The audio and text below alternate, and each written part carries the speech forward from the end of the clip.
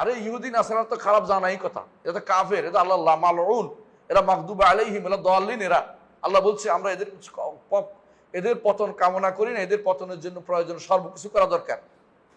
কিন্তু আমার উম্মতের ভিতরে, উম্মতে মুসলিমার ভিতরে যারা ভিতরে ভিতরে খাইয়া খোসা করে ফেলছে, জোগা করে ফেলছে, জোগা নেই বলে মানে একটা কিছু খেয়ে শেষ করে ভিতরে উম্মতে মুসলিমার নাম, ভিতরে আর কিচ্ছু না। এটা ধরলে দেখবা যে ভিতরে কি হয়ে গেছে, হ্যাঁ ভিতরে শেষ করে দিয়েছে। ওখানে তুমি কথা বলবা না কেন? থাক, এভাবে থেকে যাক, এ কথা বলে আর কোনদিন চিকিৎসা হবে না।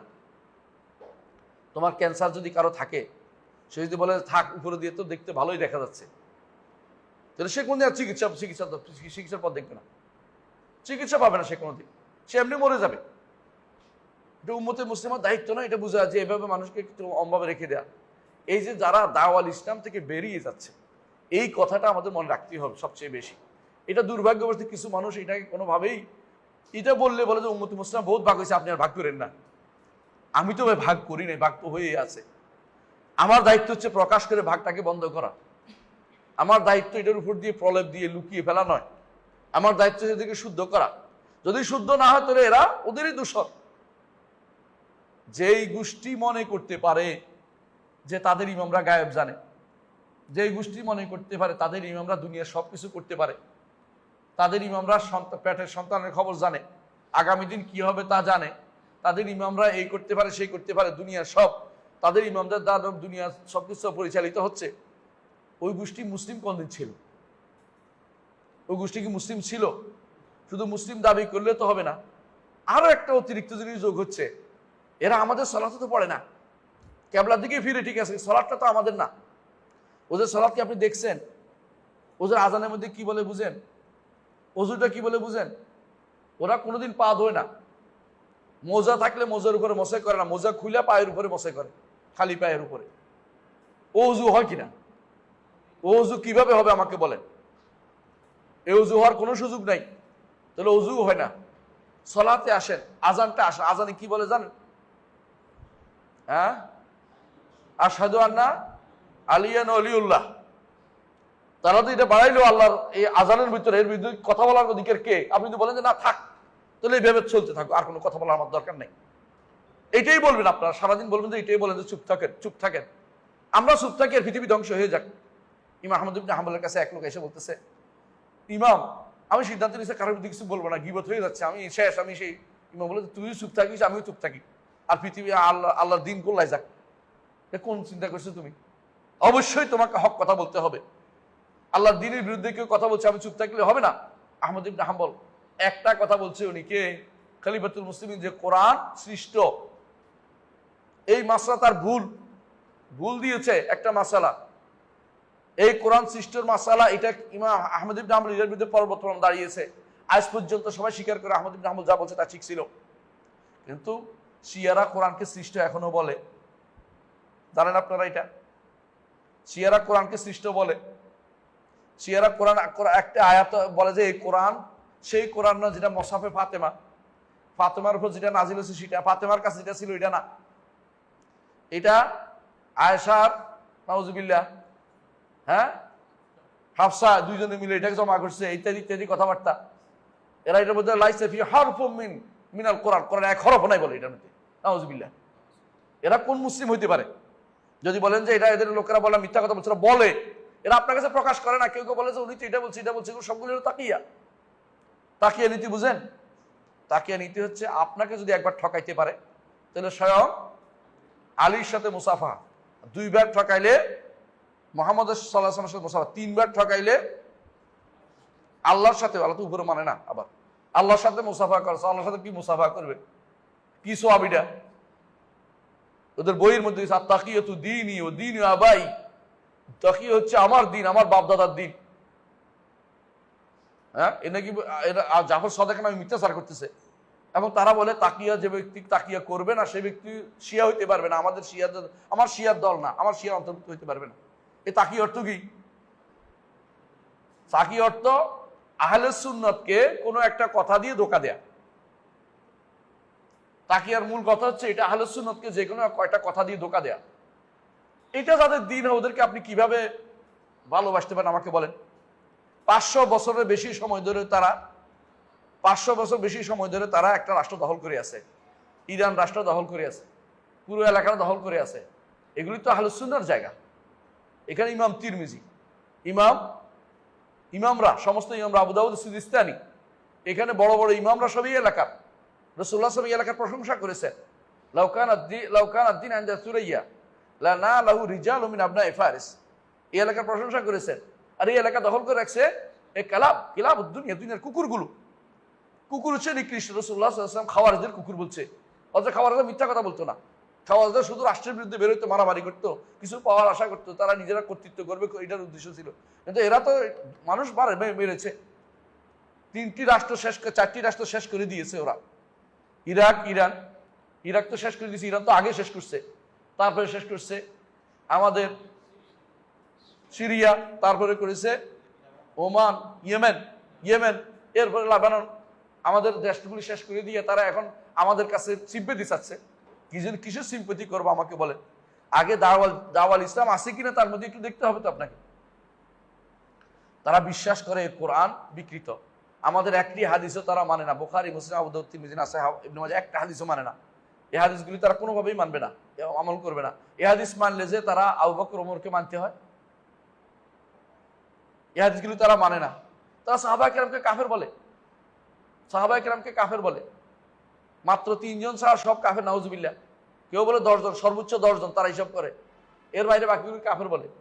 আমাদের ইমানিয়াতের যেখানে সমস্যা হয়ে যাচ্ছে, সেখানে আপনি তার সাথে ঐক্যের কি চিন্তা করতেছেন? আপনি কত বড় জাহেল! এগুলি কোন ধরনের আলেম আমি বুঝে আসে না। তারা তো একটু পড়বে যে আকীদা বিশ্বাস কি, এটা কাফের কেন হলো, এটা যদি হুকুমে পাওয়া যায় তাহলে কাফের না হয় কি হবে? শুধু কাফেরই হবে এমন জিনিস বলতে পারেন যে ভুল করছে। ভুলের জায়গা হলো যেটা মুখে মুখে ভুল করে, যে লিখিত হয়ে যা আকীদা বিশ্বাস, এটা ভুলের জায়গা নয়, এটা কুফরির জায়গা। এটা হলে কাফের হয়ে যায়। তাহলে তো উম্মতে মুসলিমার কাফের দিন থেকে কেউ বের হয় না বলতে হবে, কেউ বের হতে পারবে না বলতে হবে। কখন বেরিয়ে যায়?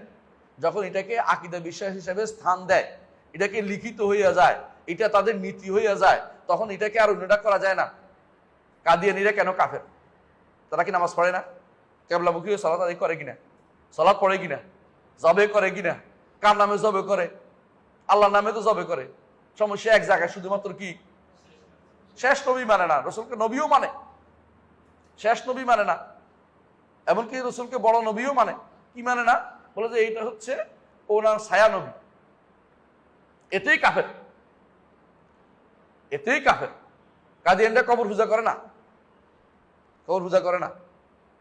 কাদিয়ানরা আল্লাহ সম্পর্কে এত খারাপ ধারণা পোষণ করে না, কোরআন অস্বীকার করে না। তার কাদিয়ানির চেয়ে খারাপ হইল শিয়ারা। মানে বুঝতে হবে এটা শিয়াগুলি, রাফিজিগুলি বেশি শিয়া বলতে একটা ব্যাপক গোষ্ঠীকে বুঝে, আমরা সবাই শিয়া বলতেছি না। এই রাফিদিগুলো কাদিয়ানদের চেয়েও এই বিভিন্ন কারণে খারাপ। কথা বুঝতে পারছি? কাদিয়ানদের চিনা যায়, ওদেরকে বানাইছে কারা? ইংরেজরা। আর শিয়াদের বানাইছে কারা? ইহুদিরা। এবং এরা বানাইছে এমন ভাবে রন্ধে রন্ধে ঢুকছে, কাদিয়ানীরা কোরআন হাদিসের অপব্যাখ্যা যতদূর না করছে, এরা অপেক্ষা করছে বসে বসে। কি অপেক্ষা করছে? হ্যাঁ, বুঝি নাই। মারাজাল বাহরাইন ইয়ালতাকিয়ান অর্থ কি? কি কইছে? হ্যাঁ, আবু বকর ওমর, তাই না? মানে এগুলি এত বাজে তাফসীর করেছে, পৃথিবীতে কেউ তাফসীর করে নাই। ওদের বইগুলি কেউ যদি পড়লে ইমান বোধহয় অর্ধেক এমনি শেষ হয়ে যাবে। কি করে জানেন? হাইয়া আলাল ফালার পরে আরেকটা বাড়াইছে আজানের মধ্যে, হাইয়া আলা খায়রিল আমল, আজানের মধ্যে বাড়াই দিছে। সালাতের মধ্যে কিভাবে সালাত আদায় করে দেখছেন কিনা? হ্যাঁ, আল্লাহু আকবার সূরা ফাতিহা পড়ে এরপরে দুরূদ শরীফ পড়া শুরু করে। আপনি দেখবেন ওদের সালাত, শিয়াদের সালাত দেখবেন নেটে তো আর আমি দিই নেই, ওরাই দিছে ওদেরটাই। ওদের সালাত কেমনে পড়ে আপনি দেখেন। ওই খামে নাই আয়াত শায়াতিন, এগুলি সবগুলি শয়তান। এগুলি সব কি বড় কুফরি লালন করে। সাধারণ মানুষের কথা আমরা বলছি না। এইগুলি যে কুফরি লালন করে, সেগুলি আপনি কোনদিন চিন্তাও করতে পারবেন এত কুফরি তারা লালন করতেছে। এরপরে এদের কথাগুলি আপনি দেখেন যে সবার যুদ্ধ হওয়া দরকার মক্কা মদিনা দখলের জন্য। ইহুদিরা কোনো দুশমন না, আগে থেকেই তাদের এই সিদ্ধান্ত ছিল। এরা আগে থেকেই সব সময় তাদের কাজ হচ্ছে কিভাবে সুন্নিদের ঠেকাবে, পিছনে ছুরিকাঘাত কিভাবে করবে। কোনো একটা কাজ করতে গেছে, এই যে উসমানী খলিফা যুদ্ধ করতে গেছে ইউরোপে, পিছন দিক থেকে ছুরিঘাত কে করছে? ইরানিরা। ইরানিরা তখন করছে, ইরানিরা করছে, আক্রমণ করছে। তারপর তাকে খাঁচার ভিতরে ঢুকাইছে, তার খাঁচার ভিতরে ঢুকাইছে। সুলতান বায়েজিদ এল-দিরিমকে খাঁচার ভিতরে ঢুকেছে, বাঘের খাঁচার ভিতরে ঢুকাই রেখে দিছে। আপনার এগুলো ইতিহাস যদি কোনো ভুলে যান আপনার কর্তব্য। মক্কা মদিনাতে কি করছে তারা? হাজার হাজার লোক হত্যা করছে, আগে হত্যা করতেছে। এবং আবু সাইদ জুনাবি একটা পাথর উঠে ফেলছে ইয়ার কাবার, এবং হাজর আসওয়াদ চুরি করে নিয়ে গেছে, আজও দেয় নাই, কয়েকটা টুকরা দিছে, পুরোটাই নিয়ে গেছে, হাজর আসওয়াদকে নিয়ে গেছে। এই মক্কাতে হাজিদের মাইরিয়া ইয়ার ভিতরে ঢুকে রেখেছে, এই জমজমের ভিতরে ঢুকায় জমজম বন্ধ করে দিছে। জমজম খুঁজে পায় না, আর বহু বছর মানুষ জমজম পায় নাই, অনেক বছর মানুষ হজ করতে পারে নাই। এই মক্কা যারা ইয়াতে, এই শিয়ারা যারা যখন ইয়াতে ছিল, মিশরে ছিল, তারা কি করছে আপনার ভুলে যাবেন না। কি করছে তারা? বড় বড় আলেমদের ধরে আনতো, আইনা জবে করতো না, হয়তো চামড়া খুলি, একটু একটু করে চামড়া খুলে ফেলো, চামড়া খুলে লবণ লাগাই দিত। এর আগে অনেকে মারা যেত, এর আগে জবন লাগে, এবার আগুনের মধ্যে রোদের মধ্যে ফেলাই দেখতো, এবার মরে যেত, এমনি মারতো না। এই কাজগুলি তারা করেছে। ইতিহাস দেখেন, আপনার বই পাবেন, ইবনে কাসির, ইবনে জাহাবি লিখছে, এগুলি ইমাম জাহাবি লিখছে। এই কাজগুলি তারা করছে, এলাকার পর এলাকা তারা ধ্বংস করেছে, সুন্নিদেরকে মারছে। এদের কাজ কোনোদিন কাফের বিরুদ্ধে কোনো যুদ্ধ করে নাই, কোনোদিন কাফের যুদ্ধ করে নাই কোনোদিন। এখন কেন যুদ্ধ করছে বলতে পারেন? এখন তো যুদ্ধ করতেছে, খুব খুশি আপনি। কেন যুদ্ধ করতেছে? নিজেদের স্বার্থে। এখন দেখছি নিজের গায়ের উপর আক্রমণ হচ্ছে, এখন যুদ্ধ করতেছে এই জন্য। এর আগে পর্যন্ত কোন যুদ্ধ করে না। এর আগে কি করছে? ওদের ইয়া দিছে, ওরা কয়েক যুদ্ধ করছে, ওরা কই? এগুলি কই এখন? তো এই ইঁদুরগুলি কই? যে ইঁদুরগুলো আমাদের ভাইদেরকে 1 লাখ 2 লাখ ভাই মারি ফেলছে, ছোট বাচ্চা কাচ্চা সহ। আর বেটা যুদ্ধ কেন করে? যুদ্ধ হচ্ছে মুস্তাদাফিনদের বাঁচানোর জন্য যুদ্ধ করবে। এই নয় যে মুস্তাদাফিনের সামনে দিয়ে পিছনে বসে থাকবে সুরের মতো, গর্তের ভিতরে ঢুকে থাকবে। এটা ইসলাম যুদ্ধের নিয়ম না। এটা মুস্তাদাফিন বুঝো, দুর্বল নিসা ওয়াল উলদান, আল্লাহ কোরআনে বলে দিয়েছেন যুদ্ধ করতে হয় কেন। ওমা লাকুম লা তুকাতিলু ফি সাবিলিল্লাহি ওয়াল মুস্তাদাফিনা মির রিজাল ওয়াল নিসা ওয়াল উলদান আল্লাযিনা লা ইস্তাতিউনা হিলাতান ওয়া লা ইয়াহতাদুনা সাবিলা।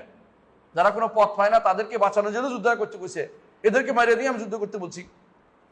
এদের উপর আঘাত করে পড়ে গেছে, আমরা এরা মরে গেছে, আর তুমি গর্তের ভিতরে লুকাতে বেরোয় যে আল্লাহ শুকরিয়া আদায় করো, শুকরিয়া আদায় করে হাসতেছ। তোমার হাসি আসে কেমনে? লক্ষ লক্ষ ইমানদার মানুষ মেরে ফেলছো।